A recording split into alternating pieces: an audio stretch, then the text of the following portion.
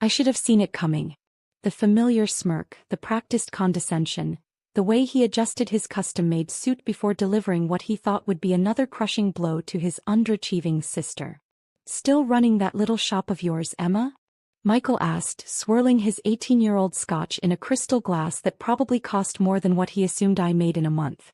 We were at our parents' monthly family dinner, a tradition that had become more of a status report than a family gathering. The mahogany dining table that had witnessed 20 years of sibling rivalry now held another elaborate spread, another opportunity for Michael to showcase his success as Boston's youngest partner at Preston and Hayes, the city's most prestigious law firm. I looked down at my simple black dress, no designer label, no flashy jewelry, and smiled. "Yes, still running it." "Fascinating," he drawled, not meaning it at all. "And what is it again? Some sort of online thing?" Our mother, Elizabeth, shot me a concerned look from across the table. She'd never understood why I'd turned down law school to start my own business.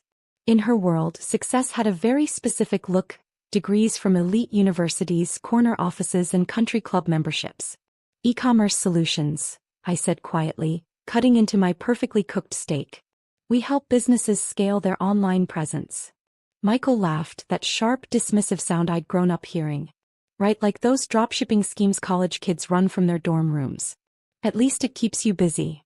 I thought about the contracts sitting on my desk, the acquisition deals pending approval, the international expansion plans that would reshape global e-commerce. But I stayed quiet. Timing was everything. "Michael just made partner," our father James announced proudly, as if we hadn't heard it the first 50 times. "Youngest in the firm's history." "And," Michael added, straightening his tie, "we're about to announce our biggest client ever. Revolutionary tech company. Absolutely massive deal." I took a sip of water, hiding my smile. If only he knew. "That's wonderful, dear," Mom beamed. "Emma, perhaps Michael could help you formalize your little business. Make it more legitimate." "I'm managing, Mom." "Managing isn't thriving," Michael interjected. "You know, one of our junior associates has a sister who's looking for admin work. Maybe she could show you how a real business operates." The crystal chandelier above us cast shadows across the formal dining room, highlighting the wall of achievements: Michael's law degree, his bar admission, his press features. My space on that wall had remained conspicuously empty since I'd left corporate law to start my company. "Tell us about this big client," Dad urged Michael, his eyes gleaming with pride. Michael sat up straighter, if that was possible. "Can't reveal too much yet, but think tech giant. Think revolution in e-commerce. Think billions." I dabbed my lips with the linen napkin, remembering the email I'd sent that morning to Preston and Hayes, confirming our company as their new client. The largest contract in the firm's history, with one specific condition: I would reveal myself as the CEO only during the first official meeting. "Speaking of business," Michael continued, "did you hear about Sarah Peterson? Remember her from high school? She just sold her startup for 8 figures. Now that's how you run a business." He looked at me pointedly. "Some people just understand scale." Mom jumped in, ever the peacekeeper. "Emma's business is different. More modest. There's nothing wrong with that." "Nothing wrong with it?" Michael scoffed. "Mom, she's wasting her potential. Harvard Law wanted her. She could have been somebody." I thought about my office, not the small storefront they thought I worked from, but the real one. 40 stories above Boston's financial district, with a view that made Michael's corner office look like a storage closet. The irony would be delicious if it wasn't so sad. "How many employees do you have now?" Michael asked, though he clearly didn't care. "Still just you and that college friend of yours?" "We've grown a bit," I said. In reality, we had over 3,000 employees across 12 countries, but who was counting? "Growth is relative, I suppose," he smirked. "Hey, if you ever need legal advice about closing up shop, first consultation's free. Family discount." Dad chuckled at his joke while Mom busied herself with rearranging the table settings. The weight of their assumptions hung in the air like expensive perfume, overwhelming, suffocating. "Actually," I said, setting down my fork, "I might need a law firm soon. For expansion." Michael nearly choked on his scotch. "Expansion? Emma, let's be realistic. You run a glorified website builder from a strip mall office. What kind of expansion could you possibly need?" If he only knew that my glorified website builder, had revolutionized e-commerce infrastructure, that we'd developed proprietary technology that Amazon was trying desperately to replicate, that our latest valuation had added another zero to an already impressive number. You never know, I said softly. Things change. Some things don't, he countered. Some people are meant for greatness, others. He gestured vaguely in my direction. Find their level. The dinner continued, a carefully choreographed dance of achievements and announcements. Michael's new penthouse, his membership at the exclusive Bristol Club, his recent feature in Boston Business Monthly. Emma, Mom said during dessert, I ran into Joyce Thompson at the club. Her daughter's company is hiring entry-level marketing positions. Should I pass along your resume? I thought about the stack of resumes on my desk, Harvard MBAs and Silicon Valley veterans desperate to join my company. About the acquisition offers from tech giants that I'd turned down. About the fact that Joyce Thompson's daughter had actually applied for a position with us last month. We'd politely declined. Thanks, Mom, but I'm good. Are you, though? Michael pressed. Really? When was the last time you took a vacation? Bought something nice for yourself? Had any real success? I looked at my brother, really looked at him. Behind the expensive suit and practice swagger, I saw something I'd missed before. Fear. Not of me, not yet, but of falling behind, of losing his position at the top of the family hierarchy. Success isn't always visible, I said quietly. He laughed again, louder this time. In our world it is. That's why some of us are featured in Business Monthly while others. He gestured at my simple outfit, my modest watch, my unassuming presence. Others just dream small. Little did he know that tomorrow his world would shatter.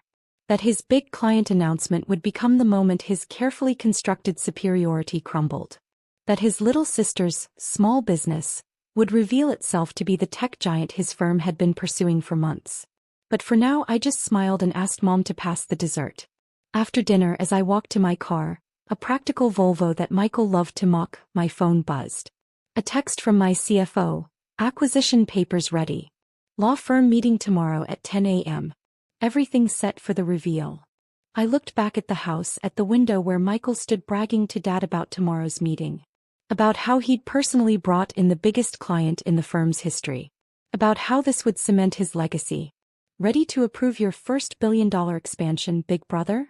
I whispered to myself, starting the car. The next 24 hours would change everything. But tonight I'd let him have his moment. Let him believe in his superiority one last time. Because tomorrow in his own conference room he'd learn what real success looked like. And it wouldn't be wearing a designer suit. 5 years earlier I sat in a real strip mall office, but not for the reasons my family assumed. It was where I first discovered the fundamental flaw in global e-commerce infrastructure. A problem so basic, yet so profound that solving it would change everything. I remember the day I quit Preston and Hayes, where I'd been a junior associate on track for partnership. Michael, already rising through the ranks, had smirked from his office as I carried out my small box of belongings. Finally accepting that law isn't for you, he'd called out. Don't worry, not everyone's cut out for real success. What he didn't see was the patent application in my bag or the business plan that had kept me up for months. Or the early code that would eventually become the backbone of my company, Nova Technologies. The strip mall office was perfect cover. A small front operation while the real work happened in a secured facility 2 buildings away. My first team consisted of 5 people, all brilliant, all overlooked by traditional tech companies. We worked 18-hour days fueled by cheap coffee and expensive dreams. Your brother's making partner, Mom would remind me during our weekly calls. And you're still playing with websites. Playing. If only they knew that while Michael celebrated court victories, I was rebuilding the foundation of digital commerce. That while he boasted about billable hours, I was filing patents that would be worth billions. The first breakthrough came 9 months in. We developed a system that could process e-commerce transactions 50 times faster than existing platforms, with 99.99% accuracy.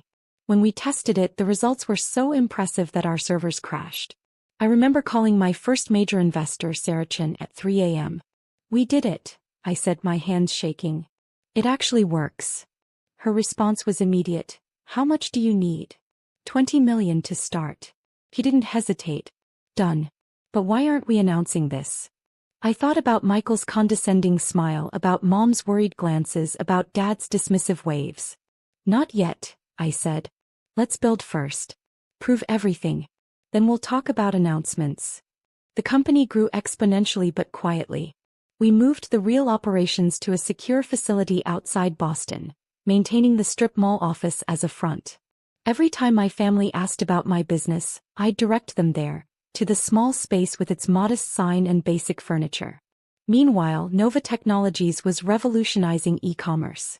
Our system wasn't just faster, it was smarter, more secure, more scalable. Major retailers started adopting it. Then international companies. Then governments.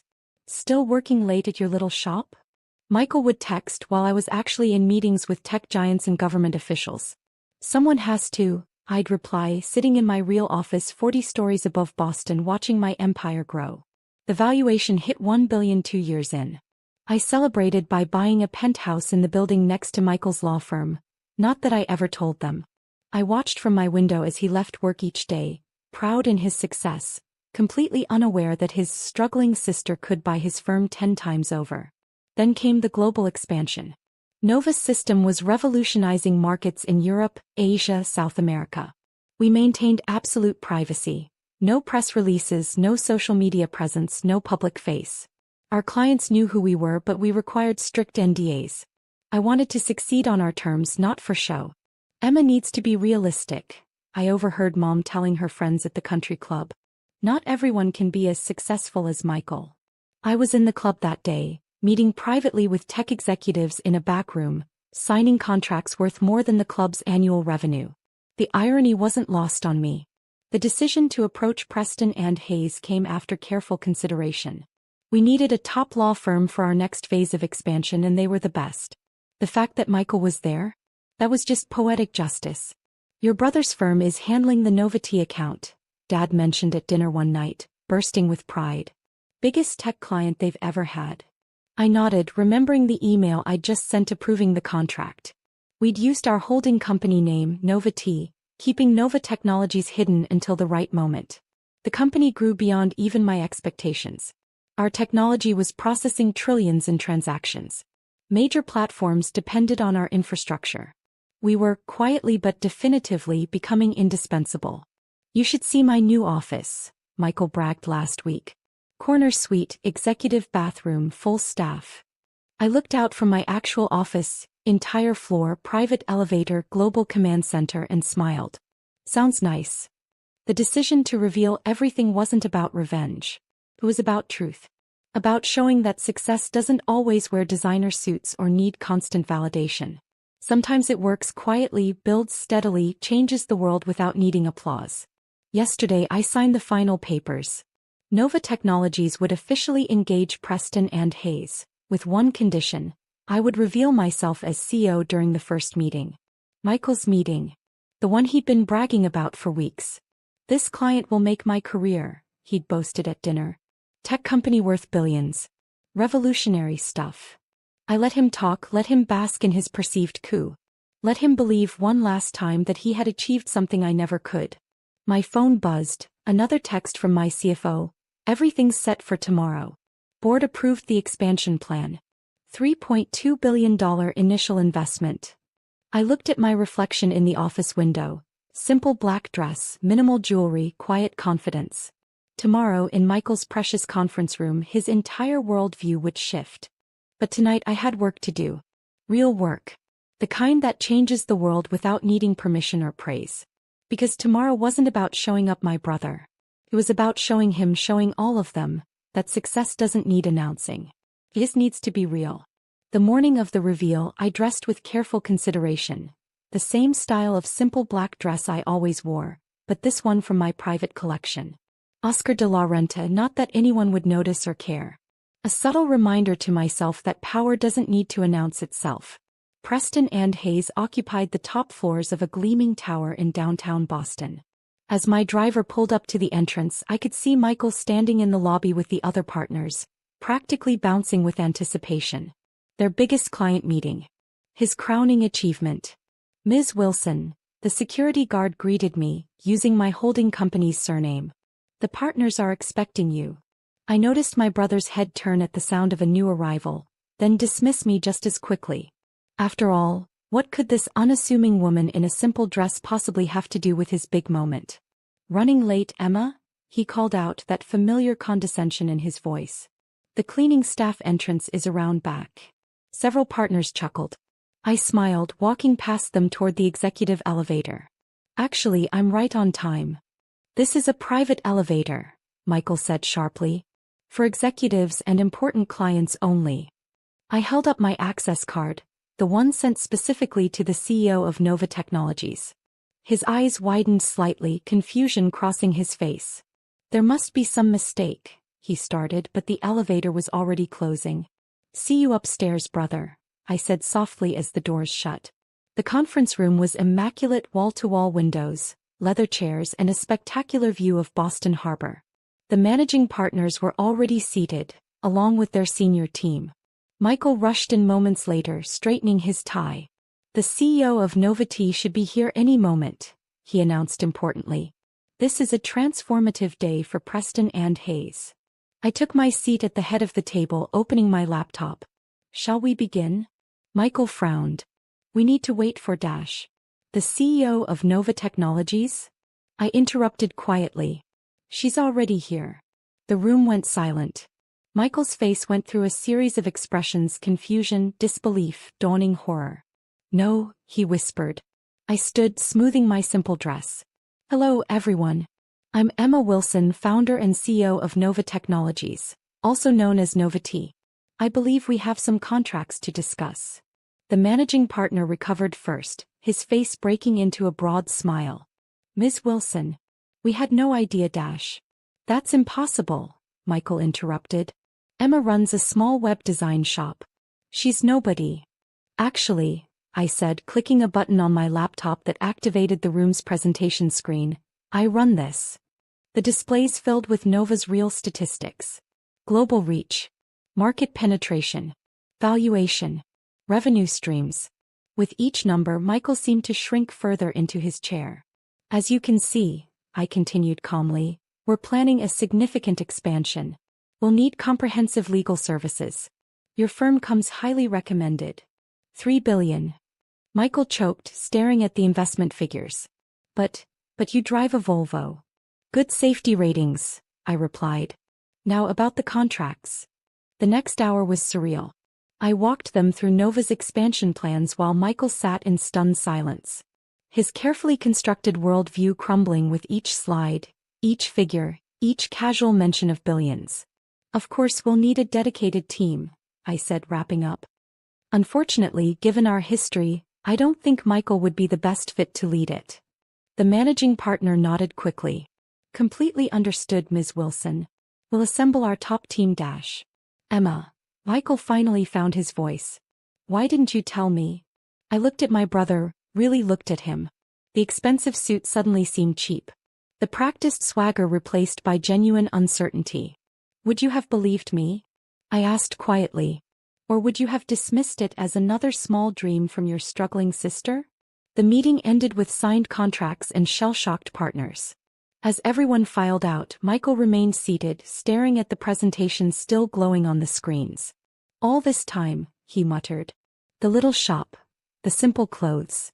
Success doesn't need to be visible to be real, I said, gathering my things. Some of us prefer to let our work speak for itself. Mom and Dad, they don't know? They will now. I handed him my business card, the real one with Nova's logo and my CEO title. Family dinner should be interesting this month. As I walked toward the door, he called out, Wait. I've been horrible to you. Yes, I agreed, turning back. You have. How did you build all this without anyone knowing? I smiled slightly. The same way I did everything else, quietly, efficiently, and without needing anyone's approval or praise. The ride down was silent. Through the elevator's glass walls, I could see Boston spreading out before me, my real office tower in the distance. The strip mall where it all began barely visible on the horizon. My phone buzzed, a message from Mom. Darling, did something happen? Michael just called, sounding strange. Said we need to talk about you. Another text followed. And why are you on CNBC right now? I stepped out into the lobby just as the news started breaking. The mysterious Nova Technologies, backbone of global e-commerce, finally revealing its CEO. My photo appearing on financial news networks.